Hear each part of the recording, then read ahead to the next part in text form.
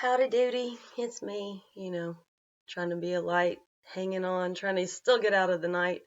But I don't, something's been weighing heavy on me, and it's about caregiver grief. I don't know how many people know that's what you're going through. When I was married to a veteran, I ended up doing a lot of research about PTSD, which brought me along caregiver grief and made me go, oh wow, I need counseling too. And it was hard at that time because with somebody going through something and you're trying to help them through it and then you can't help them through it, that starts bringing on a sense of guilt and grief and sadness and, just leads down further and further. So that applies all across the board though, not just if you're dealing with a veteran, even as a parent, when you can't um, afford those extra things for your kids to do like all their friends are doing, or you can't afford family vacations, or you're barely scrimping by to pay the bills, or maybe you're late on a bill and something gets shut off and you got to scrounge up the money to do it, turn it back on. I mean, but all of that, it's a heavy burden. And I don't think a lot of people see the grief that we tend to hide from the world, you know? And it's difficult because the more you do care for others, the less you're spending time caring for yourself. And then when you pull back and pay attention to yourself, there's also that guilt, right? Like you're taught to take care of others, especially as a female.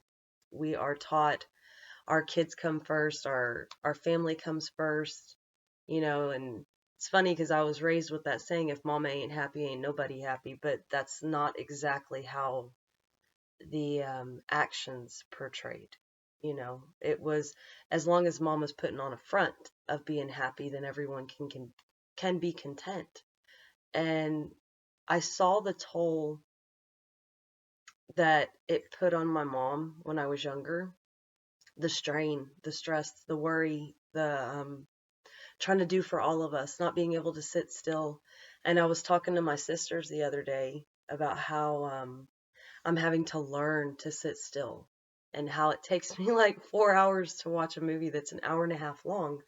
They're like, why? And I'm like, because I get distracted. I start doing stuff and I just pause it and come back. And shoot, it's taken me 3 days to watch a 2 hour movie. And my sister goes, you get that from mom. And I was like, yeah, I know that us being taught that idle hands are the devil's work. So we have to go, go, go constantly feel like we need to do something. And it's taken me meeting somebody for them to tell me, hey, just sit down and relax. And I'm like, relax? What does that mean? Because then when I do relax and things go bad, that's where that grief comes back again, and it's like, I knew I shouldn't have taken a break. I knew I should have just held everything together. And it's like Atlas with the world on my shoulders, thinking if I put it down, then what's going to happen? But I've had to start understanding that other people have to take care of themselves. And a lot of times, if you're in relationships where you have somebody that's codependent, especially these old fashioned relationships to where the man was the breadwinner and the wife was the housewife that stayed home and took care of everything, it's like these ties to one another, right? There's no equal partnership in the situation. And oftentimes, when one of those people pass away, if the other one is dealing with they had to take care of the household, you might see them just be like, woo! They start going on vacation, they start doing things for themselves, and everyone's like, wow, you're not even sad. And it's not that that person's not sad, it's they had so much responsibility and constrictions on themselves that they're like, I can finally do for me. I can finally see what it is I want to do, all those things that I held back for years. But then on the other side, like if you have the one that everyone was reliant on that passes away, the other people tend to start withering and moving along till their time to the end. It's difficult, especially when you're the one that everyone looks to help you. And I've dealt with caregiver grief for a long time. And one day I just had to tell myself it's not your responsibility. Like, you're not here to save that person. You're not here to save the world. And that's been very hard for me, especially being a stay at home mom pretty much their whole entire life. they were my soul. Like, they were my responsibility. They were what I put all my energy and efforts into, because I was like, well, if they're not going to public school, then it's on me to mold them. It's on me to help them interact with the world. And I kept telling myself, if they succeed, then I succeeded. And I've had to realize that that's not how that works. They're still human beings. They're still going to make their own choices. And in the end, it's dealing with that concept of their failure, if they do not succeed in life, is their responsibility. And they can't just come home and then all of a sudden I'm back to being the caregiver. That's not how life works for any of us. I mean, I'm sure all of us have moved home at some point, and as adults living with our parents, it's like, what in the world? It's very difficult, especially for our parents, to live with their adult children, because they still want to parent us. They still want to guide us in a way that they had that chance. And we hit hard times and they were nice enough to let us come home, right? So it gets to a point where there's all these people going through grief in a sense, and nobody's talking about it. And I know it's hard, but you have to try to say, it's going to be fine. If everyone else around me is failing while I'm succeeding, it's going to be fine. They will eventually pick themselves up. Either you're going to inspire people to do better, or you're going to end up provoking them in such a way that it shows light of who they are. And it's not you intentionally provoking anybody. It's just seeing people for who they truly are. And this is a lot of times what the higher power is going to do for you. You know, when you're in a position where life has been a struggle or life has been hard and you're ready to almost level up, you're going to start being able to see who is meant to go with you and who is meant to stay behind. And a lot of times, those people that do bring you grief, that are clinging to you, that don't have much to offer, that will tear down your dreams, those are the people that are going to be the first to go. And it's okay to still send them love and light. Just don't waste a lot of your time and energy on them, because energy is money. Time is money. These are all factors of our lives that we don't play in, because it's not something that we switch around within the system, right? We don't necessarily turn around and say, oh, I can buy this with my love and my time, because it's not how life works. And as a person that's been a caregiver for so long, that was all I had to offer. And when that wasn't accepted in the form that I was giving it, you know, I was giving it in an unconditional way. And when it came with conditions from the other person, it made me feel like I was failing, rather than, okay, they just don't know how to accept love. Not in that form, maybe some other way, you know. And sadly, a lot of us know how to accept abuse way more than we know how to accept love, because when someone is loving, we see them as vulnerable and possibly weak. And a lot of people hide that side to themselves. But that even provokes more of the grief process, you know, that there's something lacking in our lives. And it's hard, because as much as we want to let go, it's like, if I let go, then everything's going to go out of control. But at the same time, if we're holding on that tightly to the reins, then we're not trusting in a higher power to say that everything's going to be okay. And I had someone tell me the other day, you can't have faith and stress. And that was the hardest realization for me to go, that is a hypocritical standpoint. If I pray to a higher power in the sense that I'm offering gratitude and asking for help when I need it, asking for guidance, but then yet I don't let it go. You know, I still, okay, how do I make this money? How do I do this or that? I want to get this project off the ground. And I'm not saying you don't have to not do anything. It's not like you pray and then the genie comes and gives you a wish. That's not how it works.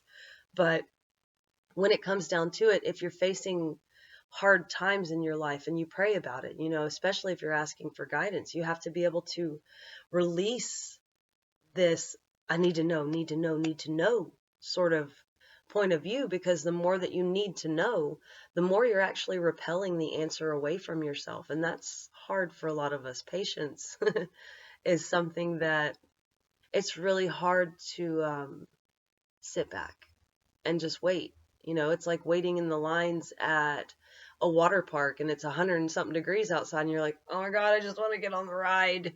And then by the time you get on the ride, boom, it's over, and you have to stand back in another line. And it's this constant anticipation of what's going to happen, how's this going to work? And then boom, there's your answer. And you can either sit and appreciate it for a second, or you can begin to stress on the next move, and a lot of us forget to celebrate our progress in life.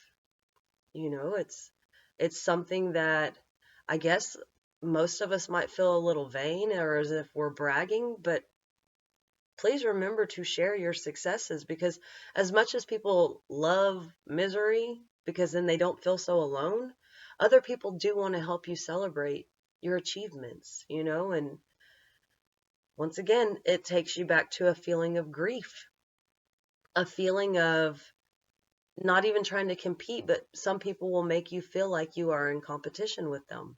And those are the people that you want to cut out, because those are the people that are going to keep feeding on you, pulling on you in a way that at some point you don't need them anymore. And when you don't need them and they need you, they become very hostile.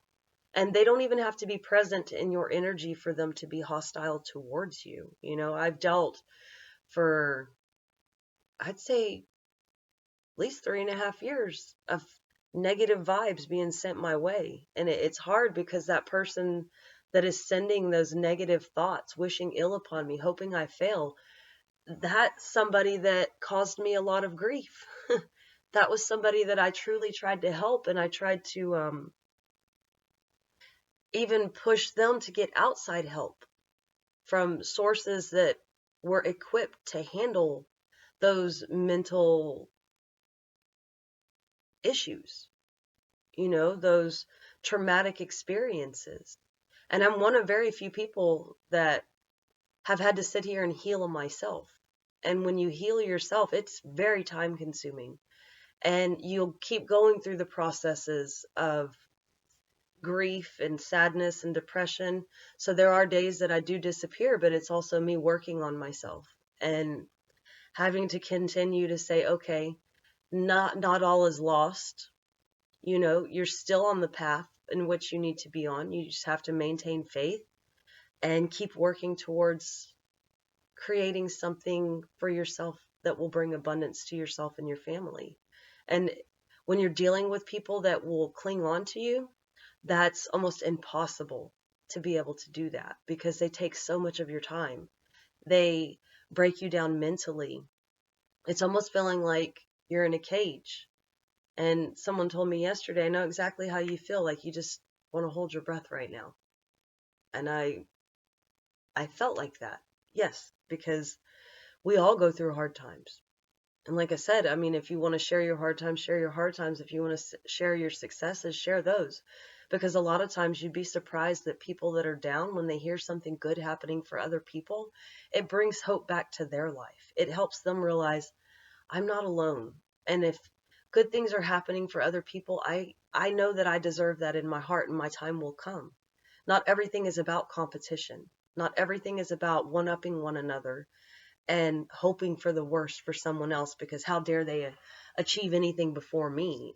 That's not the mentality of the people you want to surround yourself with.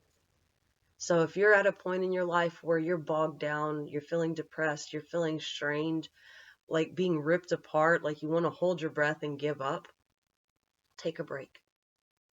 Focus on yourself.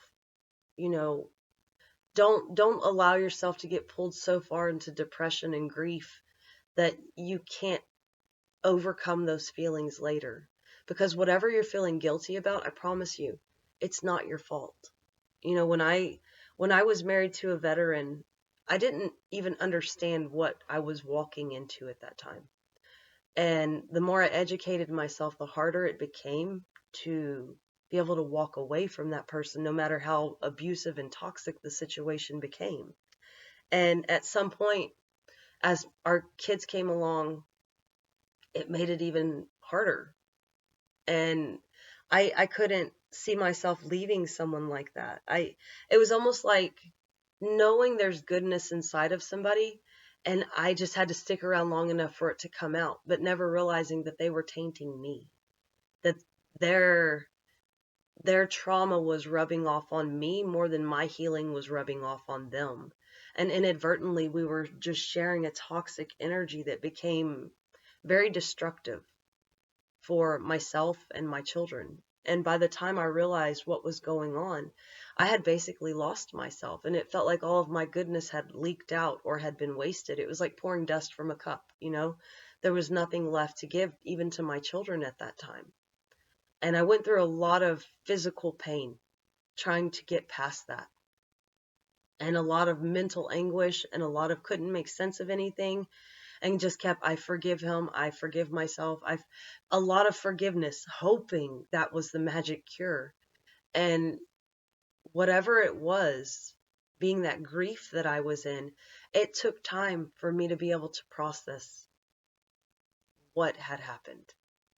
And it took time for me to be able to truly say, you know what, it is what it is, and it's going to be what it's going to be. I'm not going to stay bitter. I'm not going to become a spiteful human being. I'm not going to look for vengeance. I'm going to move on with my life. Because the best thing you can do to heal yourself is to move forward in your life. And yes, people may place judgment on you. Don't worry about it. It's your life. You're going to live it. And if people aren't happy for you for being able to heal and move forward, those are people that are trying to keep you pulled back and stuck, most of the time, so they can use you in some form or fashion.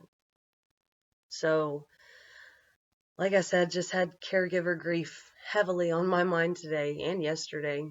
I laid in that bed for a while yesterday, just didn't want to listen to music, didn't want to watch shows, didn't want to hear anything.